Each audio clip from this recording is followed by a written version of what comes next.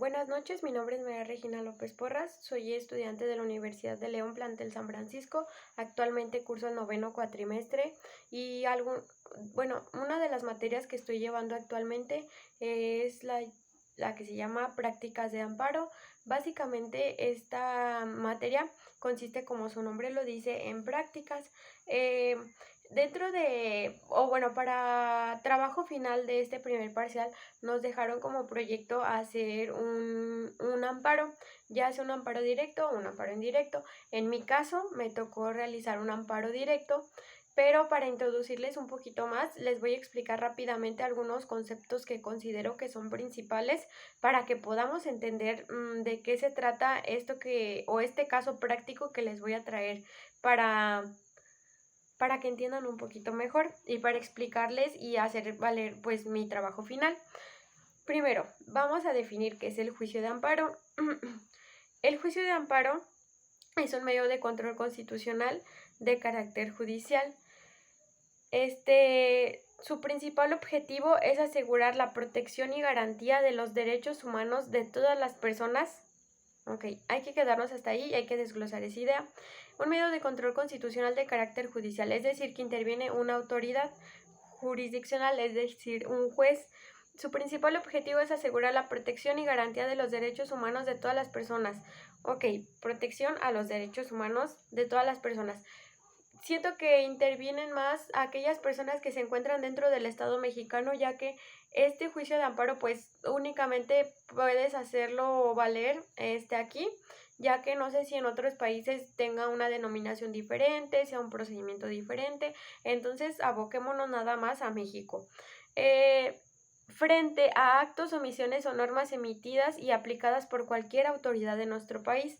Ese dato es muy importante, ya que algún acto, omisión o norma emitida y aplicada, es decir, que la autoridad ya te la está a ti aplicando, te está a ti haciendo valer en nuestro país, es materia para, siempre y cuando te viole algún derecho humano, para llamar o para hacer las actuaciones necesarias para llegar hasta el juicio de amparo. Algo muy importante también que tenemos que precisar es que hay distintos tipos de autoridades, hay 2 tipos de autoridades, pero ahorita les explicaré eso. Primero, hay que quedarnos con esa idea. Dentro de la ley de amparo, en su artículo primero, nos habla acerca del objeto del objeto que va a resolver este juicio. Nos vamos a quedar únicamente con la primera fracción, que es el particular contra la autoridad. Es decir, el juicio de amparo tiene por objeto resolver toda controversia que se suscite por normas generales, actos o omisiones de una autoridad que violen los derechos reconocidos y garantías otorgadas para su protección por la Constitución Política de los Estados Mexicanos, como los tratados internacionales de los que el Estado mexicano se aparte. Es decir, la autoridad me está violando, me está afectando algún derecho humano reconocido, ya sea en la Constitución o en los tratados internacionales. Aquí es cuando el particular se va a pelear con la autoridad. También en el artículo segundo pues nos explica que la vía puede ser directa o indirecta. En este caso o en mi caso, el amparo directo va a proceder contra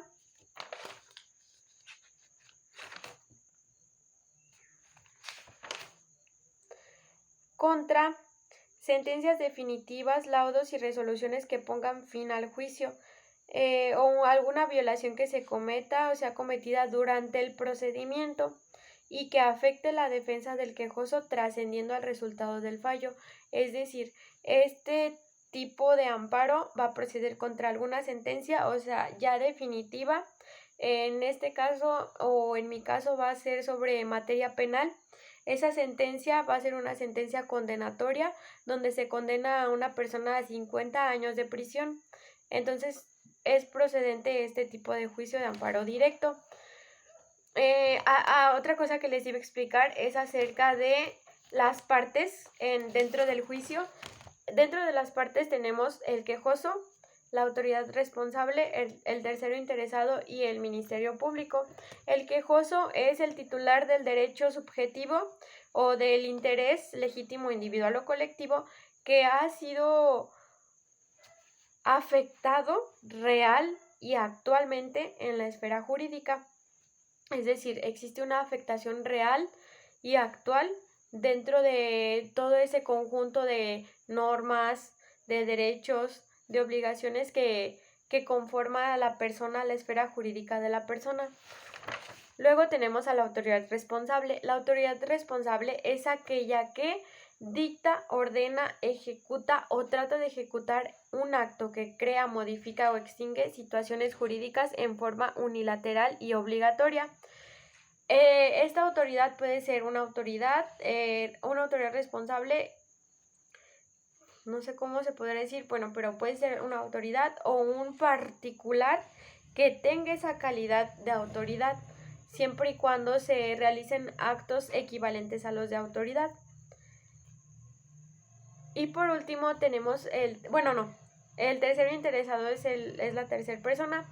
Se desprenden varias fracciones, pero en mi caso va a ser la tercera fracción, el inciso A, que es la persona que haya gestionado el acto reclamado o tenga un interés jurídico en que subsista.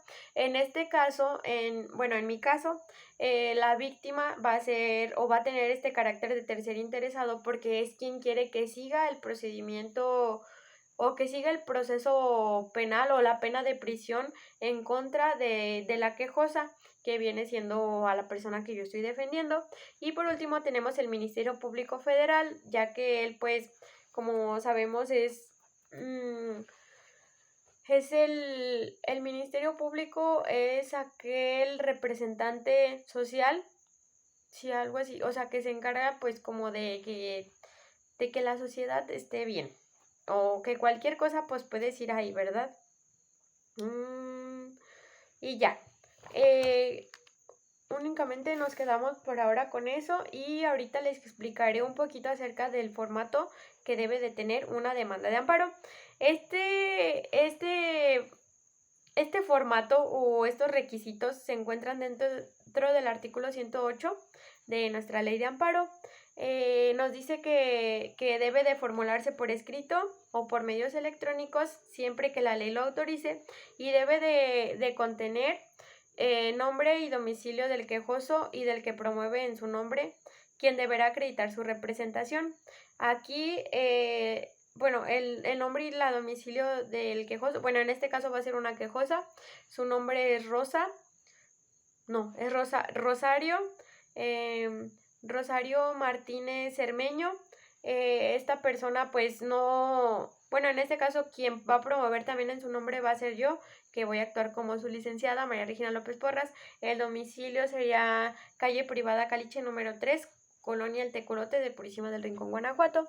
Luego tenemos el nombre y domicilio del tercero interesado. El tercero interesado, como ya les dije, viene siendo la víctima.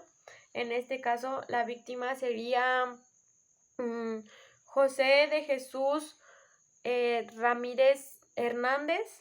Esta persona, bueno, dice que en caso de no conocerlo podemos manifestarlo bajo protesta de decir verdad. Bueno, esto es solo para que se le notifique que pues ha sido puesto o interpuesto un amparo. Después tenemos la autoridad o autoridades responsables. Dentro de esta fracción se va a dividir en dos, que viene siendo la autoridad ordenadora y la autoridad ejecutora. La autoridad ordenadora es quien ordena ese acto que está vulnerando o que está afectando los derechos del quejoso o que está transgrediendo, pues sí, su esfera jurídica. Entonces, como autoridad ordenadora tenemos a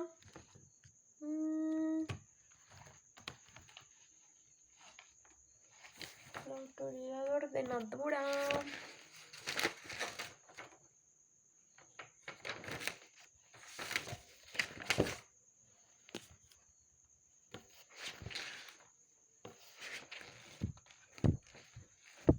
Bueno, pues básicamente la autoridad ordenadora es el magistrado que siguió dándole o que resolvió en contra de la quejosa, ya que, bueno, platicándoles un poquito los hechos, tenemos que una persona ha sido el 24 de junio del año 2022, aproximadamente a las 7, bueno, a las 19 horas con 40 minutos, un sujeto decidió reunirse con una mujer llamada Pamela. Esta la conocí a través de una aplicación de citas y pues básicamente después de convivir, la señora Pamela pues le pide a la persona, o sea, a la víctima, que viene siendo José de Jesús, que la llevara al domicilio de su hermana. Después, una vez que llegaron al domicilio, la señora Pamela convenció a la víctima de ingresar en el interior del inmueble y el sujeto se percató de la presencia de otras 4 personas más, quienes portaban unas armas de fuego, con la que lo amagaron y lo ataron de las manos y lo privaron de la libertad. Entre las personas que estaban en el inmueble se encontraba la señora Rosario, quien es la quejosa. La víctima estuvo privada de la libertad en dicho inmueble aproximadamente 2 días y la señora Rosario y otras personas pues realizaron llamadas en las que exigían un pago, el pago de la, no recuerdo del rescate, a cambio pues de dejar en libertad a la víctima. Bueno, después de algunas diversas llamadas de negociación se pactó el pago. Estas cantidades serían entregadas el día 26 de junio del año 2022 en una cierta ubicación, y en la fecha pactada la señora Rosario se presentó en el lugar de la entrega y iba acompañada de una niña para recoger pues la mochila que contenía el dinero en efectivo del rescate, y una vez que la tomó la mochila abordó un automóvil en el que esperó y arribó otro vehículo que era manejado por una persona, bueno, por un señor que se llama Pedro, a quien le entregó la mochila con el efectivo. En ese momento los conductores se percataron de la presencia de la policía, la cual realizaba un operativo, y pues ellos pretendieron darse la fuga. El automóvil fue interceptado y se detuvo a la señora Rosario, y los elementos de policía persiguieron el otro vehículo hasta el domicilio donde se encontraba la víctima, que estaba privada de la libertad, y el señor Pedro descendió del vehículo. Los policías lo detuvieron y lo llevaron liberaron a la víctima. En el juicio penal, con motivo de los hechos narrados, pues se instruyó un procedimiento penal acusatorio en contra de la señora Rosario y del señor Pedro. Dentro de este correspondió conocerlo el juzgado de oralidad penal de la ciudad de San Francisco del Rincón. Este fue a cargo de un tribunal de enjuiciamiento, el cual se encontraba integrado pues por 3 jueces, y las audiencias de juicio fueron celebrados el 1º, 2º, 3º, 4º, 5º, 7º, 8º, 9º, 10º, 11, 12, 14, 15, 16 de octubre del año 2024. Posteriormente al juez, uno de los jueces pues presentó un síndrome de insuficiencia respiratoria aguda severa por una neumonía atípica. También presentó insuficiencia renal aguda y diabetes mellitus tipo 2. En consecuencia, en la audiencia del día 22 de octubre del año 2024, se tuvo al juez informando que se encontraba incapacitado para comparecer a la audiencia de juicio, por lo que se determinó que se iba a suspender por el plazo de 10 días naturales. Una vez que fue reanudada la audiencia de juicio, celebrada el día 1 de noviembre del año 2024, se dio cuenta de que el estado de salud del juez no era favorable, ya que se encontraba hospitalizado y en terapia intensiva y presentaba pues complicaciones. Entonces no se podía determinar una fecha de mejoría para que pudiera reincorporarse a sus funciones jurisdiccionales, y por tanto este juez fue sustituido por otro juez, quien se integró hasta que se dictó sentencia. Bueno, se continuó con el trámite del asunto y la audiencia de juicio culminó el día 7 de noviembre del año 2024. Dentro de esta nueva integración de enjuiciamiento se dictó una sentencia condenatoria en contra de la persona, bueno, de la señora Rosario y del señor Pedro. Este fue por la comisión del delito de secuestro agravado, previsto en los artículos 9, fracción primera, inciso A, y 10 de fracción primera, inciso B y C de la Ley General para prevenir y sancionar delitos en materia de secuestro, reglamentaria de la fracción 21 del artículo 73 de la Constitución Política de los Estados Unidos Mexicanos. Entonces se les impuso una pena de 50 años de prisión, entre algunas otras sanciones. Tenemos que ellos se inconformaron contra esta resolución, entonces procedieron a un recurso de apelación, mientras que este recurso lo conoció el primer tribunal colegiado en materia penal del 16º circuito, que es pues el magistrado, ¿verdad?, que les había comentado anteriormente. Mediante la resolución que fue emitida el día 6 de junio del año 2025, este tribunal modificó la sentencia recurrida, ya que reiteró el fallo de condena emitido en contra de la señora Rosario y absolvió al señor Pedro. Entonces ordenó pues inmediata libertad. Bueno, básicamente esto es algún contexto de todos los hechos que les tenía que explicar para poder seguir explicándoles cuáles son los requisitos del formato de la demanda de amparo. Tenemos que la autoridad responsable entonces es el magistrado que reiteró el fallo en favor de la señora, y su nombre es Roberto Hoyos Aponte, quien es el magistrado, y la autoridad ejecutora viene siendo es el director general del sistema estatal penitenciario, y es el señor Juan José González González. Bueno, ahora que ya tenemos todo esto, tenemos que tener en la fracción cuarta la norma general, acto u omisión de cada autoridad que se reclame. Básicamente, en mi caso, hay muchísimas faltas al procedimiento. Entonces, pero básicamente o principalmente nos vamos a abocar hacia una violación a uno de los principios fundamentales del sistema penal acusatorio, que viene siendo el principio de inmediación, ya que, como se los había mencionado anteriormente, el juez, quien estaba presidiendo la audiencia de juicio desde un comienzo, pues lamentablemente se enfermó y no presenció las audiencias. Bueno, fue sustituido por otro juez. Este otro juez no presenció las audiencias como lo había hecho anteriormente o como lo hicieron los demás jueces, y pues aún así se decretó el fallo y la sentencia condenatoria en contra de la persona llamada Rosario. Entonces este va a ser nuestro acto reclamado, ya que se violó este principio.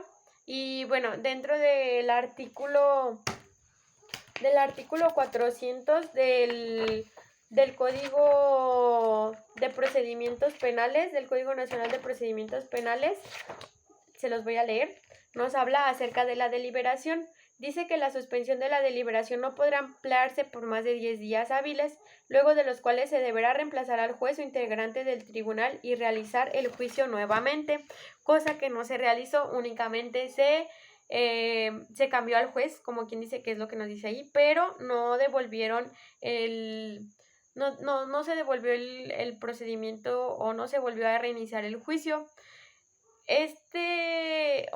La justificación que nos otorgaron era que íbamos a hacer más dilaciones al proceso y que no se iba a seguir aquel principio que nos establece que debe de ser una justicia pronta y expedita. Entonces, pues este es nuestro acto reclamado. También debemos de decir los hechos o abstenciones que constituyan los antecedentes del acto reclamado o que sirvan de fundamento para los conceptos de violación. Pues básicamente son los hechos que anteriormente les platiqué, y todos aquellos respecto a los cuales el fallo fue como reiterado en nuestro recurso de apelación. O sea, reiteraron la sentencia que en primera instancia fue emitida. Entonces tenemos que agregar ahí todos estos hechos. Y por último tenemos que poner los preceptos que contengan los derechos humanos y las garantías de cuya violación se reclame. Básicamente de este se hizo todo un análisis, bueno, yo me estoy basando dentro de un precedente, pero se hizo todo un análisis para verificar y para confirmar que realmente se está transgrediendo este principio, que es el principio de inmediación. Primero nos encontramos en el artículo 20, apartado A, fracción segunda de la Constitución Política de los Estados Unidos Mexicanos, el cual nos establece que el proceso penal será acusatorio y oral y se va a regir por los principios de publicidad, concentración, contradicción, continuidad e inmediación. El apartado A, fracción segunda, nos dice que toda audiencia se va a desarrollar en presencia de un juez sin que pueda delegar en ninguna persona el desahogo y la valoración de las pruebas, la cual deberá realizarse de manera libre y lógica. Aquí no existe existe una violación, ya que, como lo establecí anteriormente, pues el juez fue sustituido por otro y esta otra persona o este otro juez únicamente conoció del asunto a través de las videograbaciones que se habían hecho. También nos encontramos alguna estructura o encontré cuál fue el dictamen de la lectura por parte de la Cámara de Senadores, que dice que la creación del proceso acusatorio exige la reestructuración del artículo 20 para dar cavidad a los principios. Los principios del proceso, pues el principio de inmediación presupone que todos los elementos de prueba que son vertidos en un proceso y que servirán para la toma de decisiones preliminares y la determinación de la responsabilidad penal de una persona sean presenciados sin mediaciones e intermediarios por el juez en una audiencia. Esta intención del legislador para incorporar este principio de inmediación básicamente radica en que todos los elementos deben de ser desahogados y que deben de servir para determinar una responsabilidad penal en una persona. También debe de ser presenciado sin un intermediario por la persona juzgadora en una audiencia. Dentro de este precedente que yo encontré o que me basé, regresa hasta el dictamen de la primera lectura cuando se reformó este artículo y nos establecía que precisamente se incorporaban estos principios, ya que anteriormente, como conocíamos el sistema tradicional o mixto, muchas veces el juez no estaba presente y se le delegaba esa función al secretario, y es por eso que existían muchísimas violaciones y no había un debido proceso tal cual como lo tenemos ahora. Entonces, esas son algunas de las justificaciones. También tenemos algunos componentes del principio de inmediación. El primero de ellos, pues, son los objetivos que tiene este principio de inmediación, que debe de ser la percepción directa y personal de los elementos probatorios para una decisión. También tenemos que debe de estar, pues, la valoración de la prueba, que debe de constatar que reúne las condiciones para catalogarse como una prueba válida, y dentro de este interviene pues el principio de inmediación, porque obviamente si un juez está presenciando la audiencia, él va a decir, ok, esta prueba es válida, esta prueba no es válida, ya que se puede obtener pues con tortura o alguna otra situación. También tenemos que pues la inmediación es considerada como un presupuesto, según la Suprema Corte de Justicia de la Nación, y exige que el juez que intervino en la producción de la prueba sea el mismo que le asigne un valor y un alcance demostrativo. Y bueno, básicamente pues esto es todo, ya que ya me extendí demasiado en este tema, y pues pues básicamente de eso va a tratar mi amparo. Espero en algún futuro explicarles mejor, o si existe alguna duda, hacérselas de su conocimiento. Y pues me ha gustado mucho esta materia, me ha gustado mucho que he leído, he investigado, y creo que dentro de este video no pude abarcar en realidad como que todo lo que está detrás y todo el precedente, porque dentro del precedente que yo busqué citan más de 10 jurisprudencias y de cada una sacan fragmentos pues para definir y para remitirnos hasta la creación del principio de inmediación. Entonces, pues ya, gracias.